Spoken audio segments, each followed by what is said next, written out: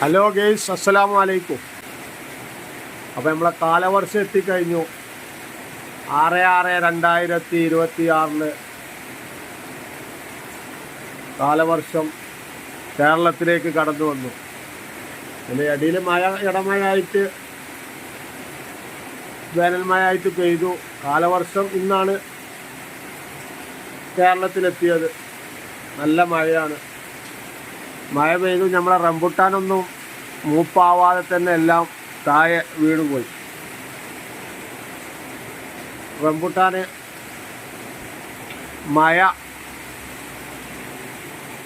തീരെ പറ്റൂല. മഴ പെയ്താൽ റംബുട്ടാനെല്ലാം കീഴെ കൊയ്യും.